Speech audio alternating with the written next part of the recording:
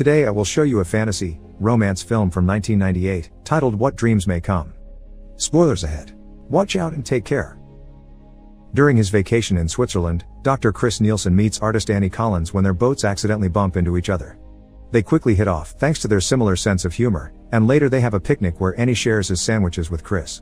Love is found that day and the couple gets married not much later, starting a wonderful life together and having 2 kids, Ian and Marie.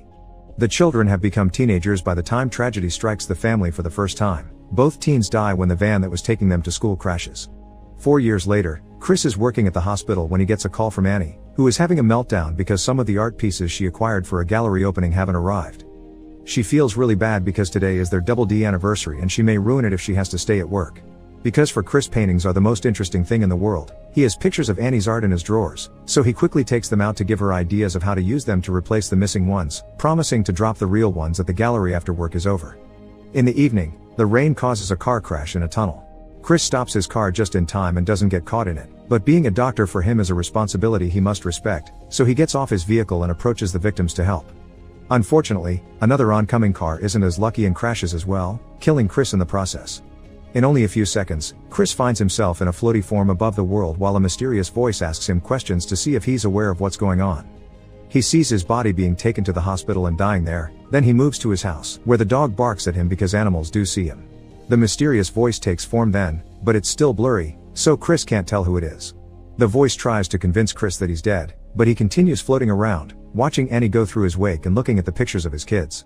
This makes him have a flashback of the time their old Dalmatian dog Katie was sick and they had to put her down, which made Marie very angry because she couldn't understand it was Mercy.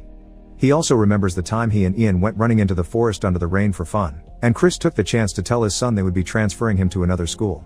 Chris's ghost takes form at the church where they are holding his funeral and he tries to touch Annie, who can't see him but can feel a weird sensation around her face. Then, Chris appears at his home again to look at the painting Annie had made for their Double D anniversary, which depicts the special place where they met and were planning to retire. He finds Annie starting a diary because her therapist asked her to so she could cope, but it's not helping her at all. Chris takes the chance to communicate with her by guiding her hand with the pen and making her write, "This is Chris, I still exist," but it only gives Annie an anxiety attack because it can't possibly be real. When later Annie goes to the cemetery to visit his grave, Chris tries to touch her shoulders to comfort her, but instead it makes her scream because it makes her feel like she's going crazy by sensing things that aren't really there. Seeing as his presence is only causing his wife more pain, Chris decides to allow his soul to finally move on. He wakes up in his personal heaven, which is shaped like Annie's painting of their special place. Katie is there too, looking young and healthy. The mysterious voice shows up as well, and this time it has a proper form. It's Albert Lewis, Chris's old mentor who died at 63, but here he looks young again. Albert teaches Chris that this world is controlled by his mind, so he can make things move or change by just wishing them to do so. After fooling around with a bird, Chris manages to walk on water, which takes him a failed try, and Albert reminding him that his body is just an extension of his mind before he manages to pull it off. The 2 men cross a lake and arrive at the house Annie painted as their dream home. Over coffee, Albert continues to teach Chris how to use his full mind to transform this place into whatever he wants and shows him a neat little trick. With just his hand, Albert makes a hole in the wall and makes a world looking real instead of painted appear. In the real world, Annie is making a new painting for Chris's memory, and the tree she draws appears in Chris's heaven. A young Annie also appears among the flowers, so Chris tries to fly to her, but he just falls. Choosing to run instead, Chris comes closer, but Annie's gone by the time he gets to the tree. It's then he realizes he never saw this tree before, so he doesn't understand how it could appear here if Annie is finishing the painting after he died, and Albert realizes Chris and Annie must have a very strong connection because they're soulmates. The couple is trying to reach each other even in death, so when Annie's depression makes her ruin the painting because it won't bring her husband back, the tree in heaven also gets ruined. Chris keeps seeing Annie around his heaven, but she always disappears before he can reach her. At the shore, Chris finds Marie's plush tiger and remembers the time she got sick. That day, Chris stayed home with her instead of going to work, and he taught her to play chess. Chris realizes that if he's found Katie, then he should be able to see his children in heaven too, but Albert says he'll only see them when he means it. Afterward, Chris takes a nap and wakes up to find Albert is gone. He had work to do guiding other souls, so he sent Leona to make Chris company for now. Leona takes Chris to a city filled with souls enjoying themselves. Meanwhile, in the real world, Annie continues to live with overwhelming guilt because she thinks Chris doing the favor of taking the paintings to her gallery was what put him at the site of the accident. It's the same guilt she felt back when her children died, thinking that if she had been driving she could have saved them. Back to Chris, after watching some souls choose to reincarnate, he, Leona, and Katie go on a boat ride.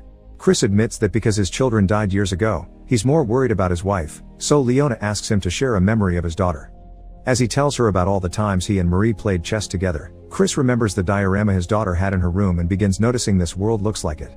Leona can tell Chris is onto something, so she confesses this isn't how she looked when she was alive. She chose this appearance because her dad had complimented a flight attendant that looked like this and she wanted to grow up to be like her.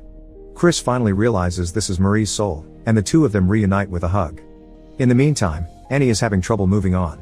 She thinks her therapist will send her to a clinic soon because he's worried that she'll hurt herself like she did in the past, so she writes a letter in her diary saying goodbye to Chris.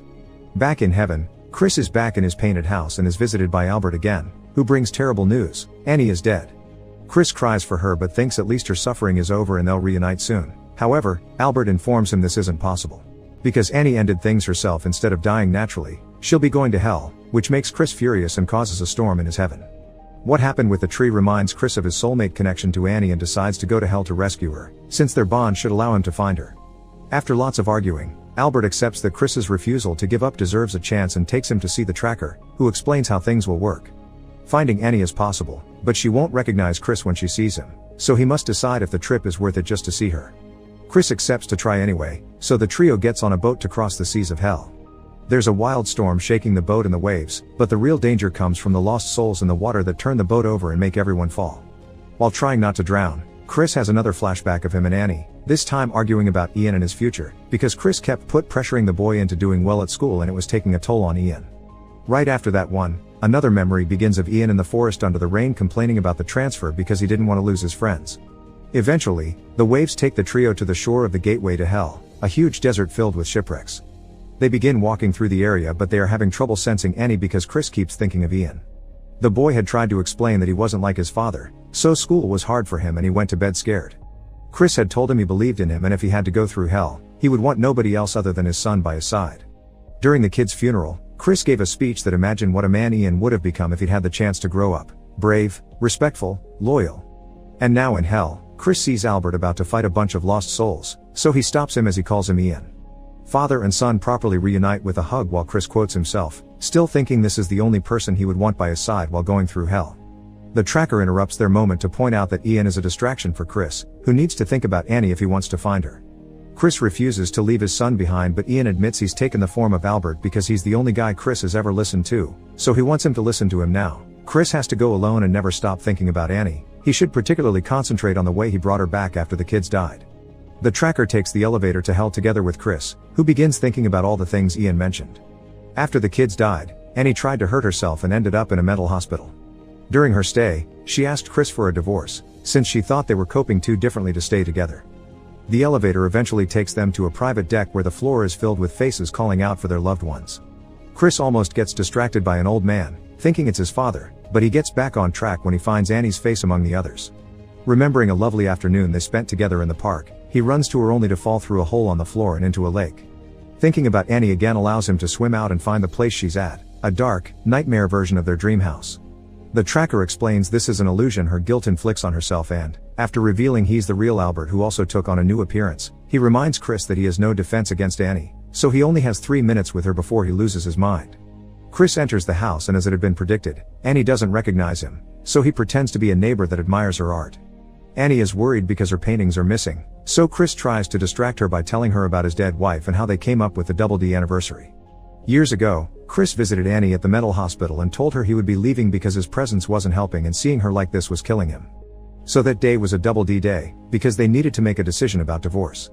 Chris had realized that he was part of the problem, not because he reminded her of what happened, but because he could never join her in the dark place she was in. Finally finding comfort in his new attitude instead of being forced to heal, Annie accepts to go back to her old life, and the couple reconciles. Current Annie thinks it's a touching story, but the woman still died, so there's no hope. Chris retaliates by explaining not giving up was only his own way to hide from the world and that his wife never was a coward. Seeing as she wants to see her family again, Chris makes Annie close her eyes and remember the day of her wedding, so he shows up in the memory too and tells him he's real. When Annie opens her eyes, she sees Chris and freaks out, thinking it's some sort of trick that haunts her.